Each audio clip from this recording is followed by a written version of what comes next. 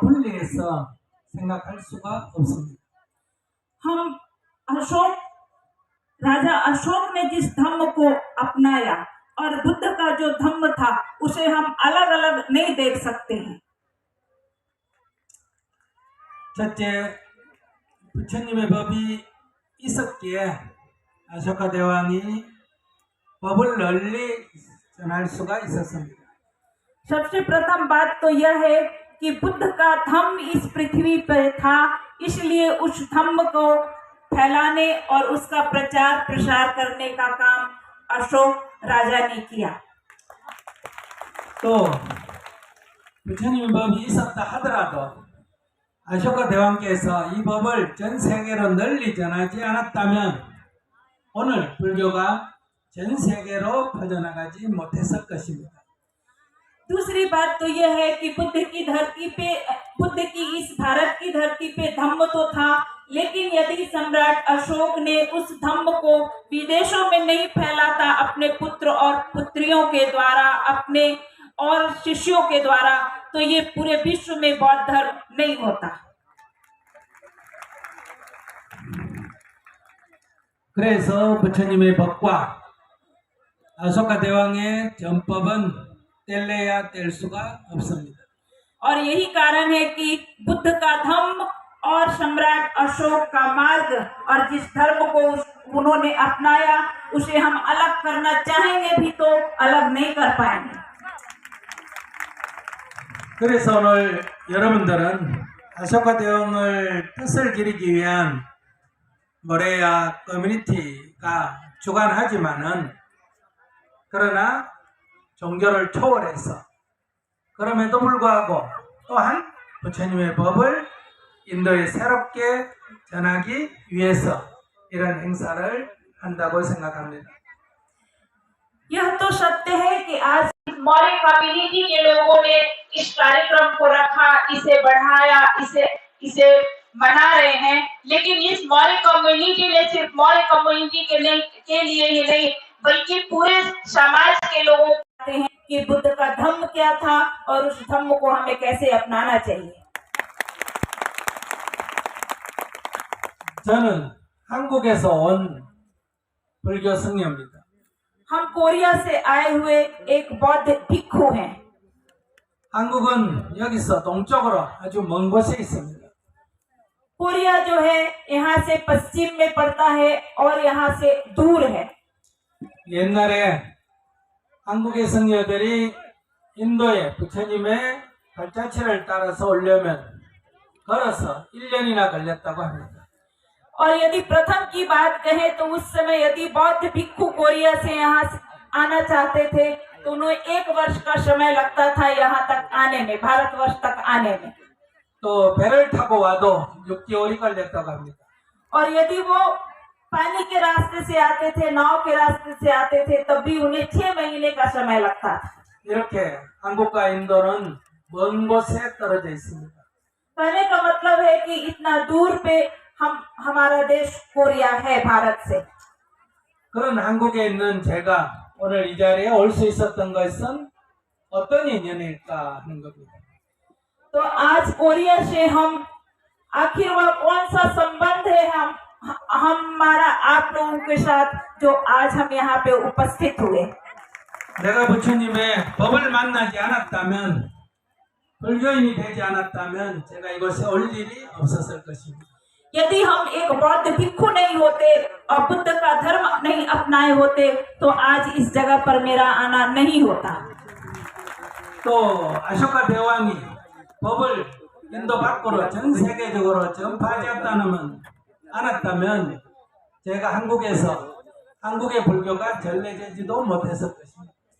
और दूसरी बात यह भी कि यदि राजा अशोक ने अपने धर्म का प्रचार प्रसार विदेशों तक नहीं करवाया होता तो आज कोरिया देश भी बुद्ध धर्म को नहीं जानता।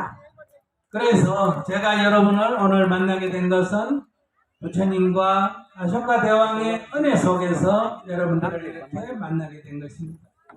हम उनके बहुत आभारी हैं, बुद्ध के धम्म के प्रति और सम्राट अशोक के प्रति, जिनके कारण हमें बुद्ध का धर्म मिला और जिनके कारण आज हम यहाँ पे उपस्थित हुए।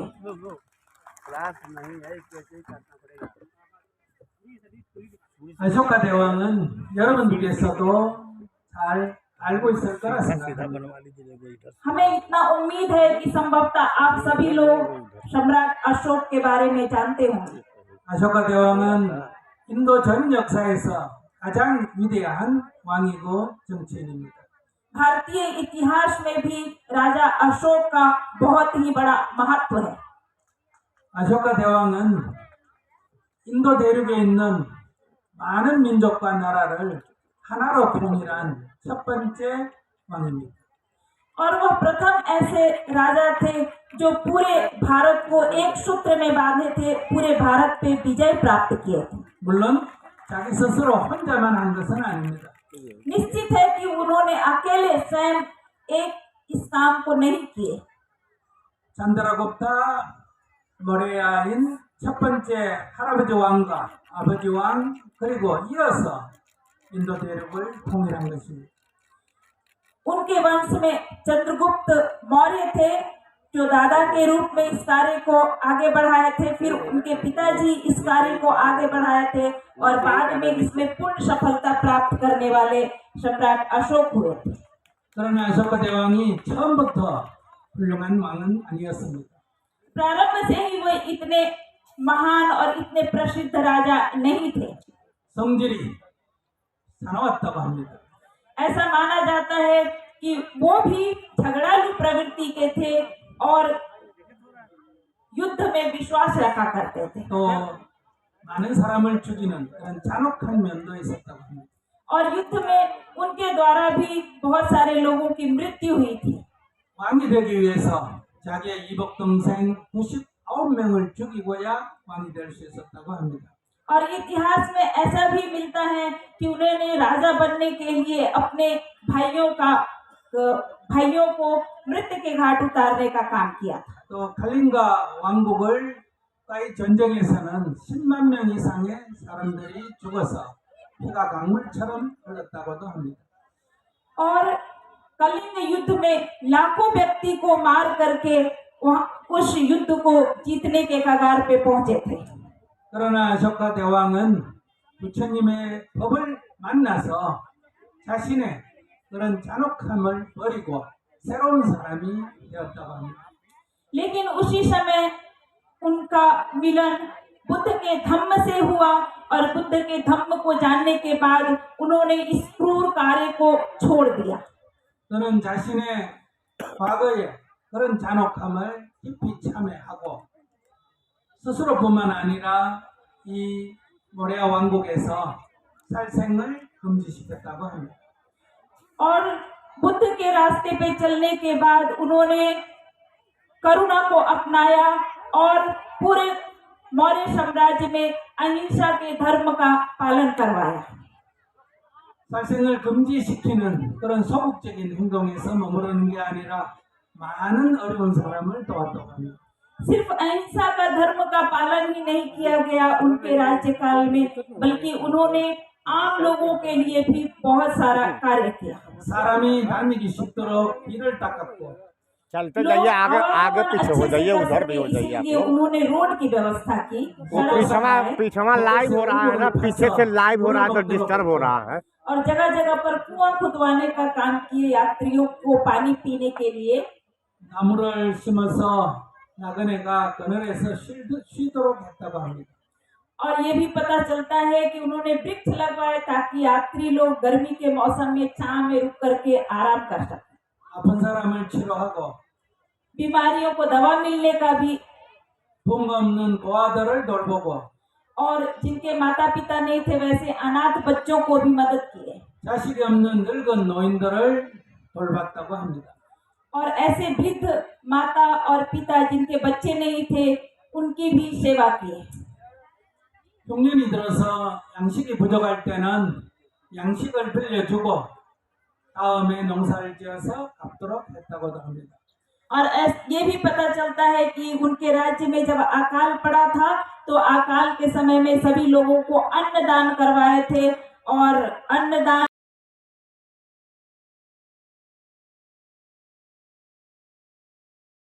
कोई समस्या आती थी तो उसका समाधान वो क्रांति के द्वारा, युद्ध के द्वारा नहीं बल्कि बुद्ध के धम्म के द्वारा किया करते थे। 오늘 현대 사회에서 어려운 사람을 돕는 복지 제도를 이미 2300년 전에 이 세상에 처음으로 실시한 왕이 됩니다. और वेलफेयर की सुविधा जो आज वर्तमान में हमारे समाज में उपस्थित है वो आज से 2300 वर्ष पहले सम्राट अशोक के द्वारा शुरू की गई थी, जो अभी तक हम लोग कर रहे हैं। 그렇기 때문에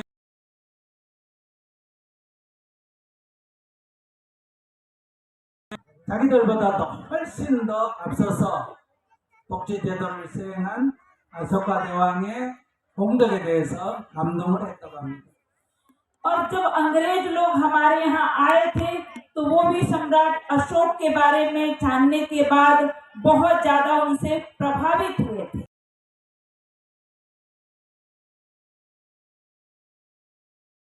만나가 착한 사람이 됐다는 것은 그렇게 빛나지 않습니다만은 악한 사람이 부처님의 법을 만나서 선한 사람이 됐다는 것은 그 사람도 훌륭하지만은 부처님의 법이 얼마나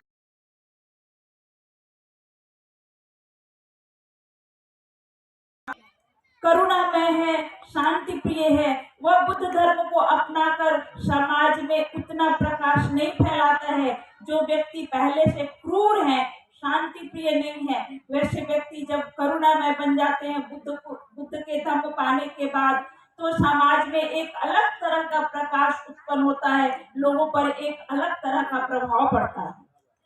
그렇기 때문에 오늘 우리 어떤 사람도 부처님의 법을 만나서 공부를 하게 되면 아소카 대왕처럼 누구나 다 새로운 사람, 좋은 사람으로, 훌륭한 사람으로 다시 태어날 수 있다는 것입니다.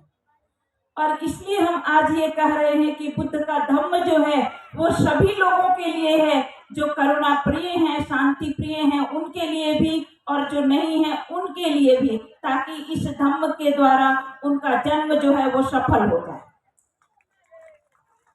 아소카 대왕은 자신이 이렇게 크게 변화들게 해준 부처님의 법에 너무나 깊이 귀의하고 부처님을 존경해서 부처님의 발자취를 따라서 하나하나 다 순례를 했다고 합니다. राजा अशोक ने जब बुद्ध धर्म को अपनाया तो सिर्फ बुद्ध धर्म की शिक्षा लेने का काम वो नहीं किए, बल्कि उस बुद्ध तीर्थ स्थल पे सभी जगह पे गए और उस जगह के बारे में एक अशोक चिन्ह का स्थापना की। 여기서 부처님이 태어나셨다. यहाँ से बुद्ध ने जन्म लिया था। 여기서 부처님께서 깨달음을 얻으셨다. इस जगह पे बुद्ध को ज्ञान की प्राप्ति हुई थी। 여기서 부처님께서 처음으로 설법하셨다. बुद्ध ने यहाँ पे अपना प्रथम उपदेश दिया था। 여기서 부처님께서 원숭이에게 공양을 받으셨다. इस जगह पे बुद्ध को बंदरों के द्वारा मध का भोजन प्राप्त हुआ था। 이런 식으로 부처님의 발자취마다 다 찾아서 확인하고 거기다가 탑을 세우고 거기다가 अशोका 석주를 세웠습니다. और इस तरह से बुद्ध तीर्थ स्थल पे जा जा करके कहाँ पे बुद्ध का तीर्थ स्थल है उसकी जानकारी प्राप्त करके वहाँ पे उन्होंने बुद्ध अशोक स्तंभ की स्थापना की। 이렇게 아소카 대왕이 기념탑을 세우고 석주를 세웠기 때문에 인도가 불교가 없어지고 오랜 세월이 지났는데도 우리는 그 옛날 아소카 석주를 발견해서 부처님의 모든 흔적을 다시 찾을 수가 있게 된 것입니다. और यही कारण है कि भारत देश से बुद्ध धम्म विलुप्त हो गया, लेकिन वह अशोक स्तंभ जो है जो पुनः हमें यह याद दिलाता है कि यह बुद्ध का धम्म स्थान है और यह बुद्ध का तीर्थ स्थल है और वहाँ पे हम जाकर के भ्रमण कर सकते हैं, उसकी जानकारी ले सकते हैं। 물론 이것을 발굴한 영국의 터밍햄 등 학자들의 노력도 있었고 ये बात सही है कि इसकी जानकारी और इसकी खोज करने में अंग्रेज कनिंगडम का बहुत बड़ा हाथ है। 중국의 후엔상 등 순례자들의 옛날 비행문도 도움이 됐습니다. और साथ ही साथ चीनी यात्री हुएनसांग जैसे लोगों का भी तीर्थ यात्रा में इन सभी जगहों का वर्णन मिलता है। 그러나 가장 확실한 것은 아쇼카 석주와 거기에 기록된 내용입니다. लेकिन इन सभी से ज्यादा हमें स्पष्ट और तथ्य की जानकारी अशोक के स्तंभ से मिलती है जो सम्राट अशोक के द्वारा लगाया गया था। 아쇼카 대왕이 살아계실 때 부처님의 법을 널리 전 세계에 전파한 것만이 아니고 지금 우리가 불교를 다시 부처님의 행적을 알 수 있는 것도 아쇼카 대왕의功德입니다. सम्राट अशोक ने सिर्फ बुद्ध धर्म का प्रचार प्रसार नहीं किया बल्कि उनके कार्यों के द्वारा ही आज हम लोग उस जगह पे जा पाते हैं जहाँ पे बुद्ध का जन्म हुआ था और जो स्थान जो है बुद्ध तीर्थ स्थल के रूप में प्रसिद्ध है। 그렇기 때문에 오늘 이 자리에 참여한 우리 모두는 아쇼카 대왕께 감사하는 마음으로 큰 박수를 한번 치시기 바랍니다. इसलिए आज हम यहाँ पे उपस्थित सभी लोगों से निवेदन करेंगे कि सम्राट अशोक की स्मृति में उनके लिए एक जोरदार ताली बजा दें।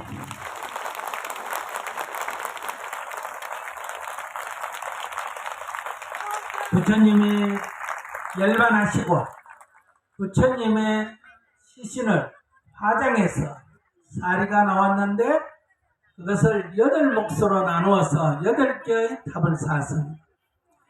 बुद्ध जब महापरिनिर्वाण को प्राप्त हुए उनके शरीर को जलाया गया और वहां से जो हमें उनका रैलिक मिला वो रैलिक भी कई एक भागों में बांटा गया था। 가빌라바스의 석가족도 사리 일부를 가져와서 탑을 쌓았고 उसमें शाक्य योग के लोग भी शाक्य वंश के लोग भी उसमें से उसका कुछ अंश प्राप्त करके उसका स्तूप बनवाए थे। 대바다의 꼴리족도 사리 일부를 가져가서 탑을 쌓았고 और देवदह के कौलिये लोग भी उनसे अपना संबंध रखते थे इसलिए उन लोगों ने भी उनका रैलिक लेकर के उसका स्तूप बनवाया। 바이살리의 리차비족도 사리 탑을 쌓았습니다. और वैशाली के लिच्छवी परिवार से राज परिवार से आने वाले लोग भी रैलिक स्तूप बनवाए। 마가다국의 아자타사토도 사리 탑을 세웠습니다. और मगध राजा उस समय आजाद शत्रु भी स्तूप बनवाए 이렇게 8개의 탑을 세웠습니다. और इस तरह से उनके रैलिक को 8 भागों में बांट करके 8 रैलिक स्तूप बनाए गए। 아쇼카 대왕은 그 중에 7개의 탑을 헐어서 거기서 사리 일부를 꺼내서 부처님의 발자취마다 탑을 쌓으면서 다 사리를 넣었습니다. और सम्राट अशोक जो थे उसमें से 7 स्तूपों को ढा करके वहां से उनका रैलिक निकाल करके उसे बुद्ध के तीर्थ स्थलों पे सभी तीर्थ स्थलों पे फिर से उसे बांट बांट कर उसका 지역에만 있던 것이 전 인도로 사리탑을 세우고 석주를 세움으로 해서 불교가 전 인도로 전파되는 계기가 됐습니다. और जो स्तूप उस समय सिर्फ उत्तरी भारत में था वह स्तूप सम्राट अशोक ने पूरे भारत वर्ष में उनके रैलिक का स्तूप बनवाने का काम किया। 그리고 아쇼카 대왕은 전법사를 각국 세계 곳곳에 파견했습니다. और साथ ही साथ उन्होंने सभी जगहों पे बहुत सारे जगहों पे सभा समागार बनवाया था। 동쪽으로는 버마까지 미얀마까지 파견을 했고 और पूर्व की ओर में पश्चिम की ओर में वो म्यांमार तक गए थे 남쪽으로는 스리랑카까지 파견을 했고 और दक्षिण में वो श्रीलंका तक गए थे 저 서쪽으로는 로마까지 유럽까지 파견을 했습니다. और पूर्व में वो रोमन साम्राज्य तक गए थे 이렇게 함으로 해서 불교가 전 세계로 전파되게 된 것입니다. और इस तरह से बुद्ध का धम्म जो था पूरे विश्व में फैला था। 막 그런 결과로 저는 멀리 한국에 있으면서도 이러한 전법사들의 노력으로 불교를 만나게 됐습니다. और वैसे लोगों के द्वारा बुद्ध का धम्म का प्रचार प्रसार होने के कारण ही बहुत दूर देश कोरिया में रहने के बाद भी हमें बुद्ध धर्म की जानकारी मिली और हमने बुद्ध धर्म को अपनाया। 그러나 불행하게도 지금 인도에는 불교가 아주 적어졌습니다. 쇠락했습니다. लेकिन थोड़ा दुख इस बात पे होता है कि वर्तमान समय में भारत में बुद्ध धम्म जो है कम देखने को मिलता है। 사키족이 자기 조상이 부처님인도 모르고 머리아족이 자기 조상이 아소카인지도 모르는 정도로 그만큼 쇠락했습니다. और इसकी स्थिति इतनी खराब हो गई कि शाक्य वंश के लोग ये नहीं जानते हैं कि हम बुद्ध के परिवार शाक्य वंश से आते हैं, और मौर्य लोग ये नहीं जानते हैं कि हम मौर्य सम्राट अशोक के मौर्य वंश से हमारा संबंध है। 그러나 지금은 학교 교육을 다 받게 되면서 이제는 부처님도 알게 되고 아쇼카 대왕도 알게 되고 머레아는 우리 조상이 아쇼카구나, 사키는 우리 조상이 부처님이구나 하는 것도 하나씩 알게 됐습니다. लेकिन वर्तमान में स्कूली शिक्षा के द्वारा, किताबी शिक्षा के द्वारा आज के विद्यार्थियों में यह जानकारी किताबों के द्वारा मिल रही है कि यदि हम मौर्य वंश से हैं तो हमारे पूर्वज सम्राट अशोक हैं, यदि आज हम शाक्य वंश से तो हैं तो हमारे पूर्वज बुद्ध से हैं। 옛날부터 전해 내려오는 말에 이런 전해 내려오는 얘기가 있습니다. बहुत पुरानी कहावत है जिसमें इस तरह की बात कही गई है। 불교가 인도에서 출발해서 전 세계로 퍼져나갔다가 बुद्ध धम्म जो है वो भारत की धरती से शुरू होगी और पूरे विश्व में फैलेगी। 500년씩 5번을 지난 후에 और 500 वर्ष 5 बार बीतने के बाद 다시 인도에 돌아와서 인도의 불교가 부흥한다. 500 वर्ष 5 बार बीतने के बाद फिर से यह बुद्ध का धर्म भारत की धरती पे आए। 지금 부처님이 열반하시고 2500년이 훨씬 조금 지났습니다. आज सचमुच में बुद्ध की महापरिनिर्वाण का 2500 वर्ष से थोड़ा अधिक हो गया है। 이제 인도의 불교가 부흥할 타기 시작했습니다. और बुद्ध धर्म का पुनः भारत की धरती पे उत्पन्न होने का समय आ गया है।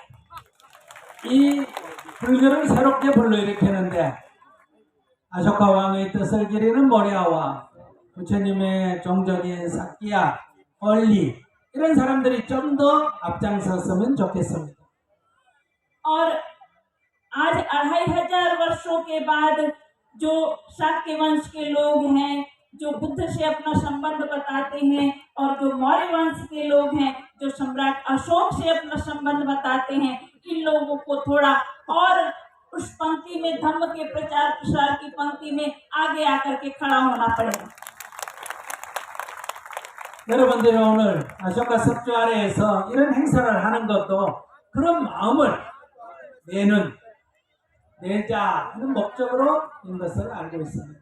हमें मालूम है कि आज का यह महोत्सव और वहाँ पे हम लोग अशोक स्तंभ के पास पर जाकर जो पूजा किए, जो प्रार्थना किए, इसका मुख्य उद्देश्य भी आप लोग का यही होगा कि बुद्ध का धम्म पुनः इस धरती पे हो। 그러니 이 일을 시작한 우리 커뮤니티 지도자들에게 큰 감사와 박수를 부탁드립니다. इसलिए मौर्य कम्युनिटी के सभी कार्यकर्ताओं के इतने सुंदर भावना रखने के लिए एक बार जोरदार ताली बजा दीजिए।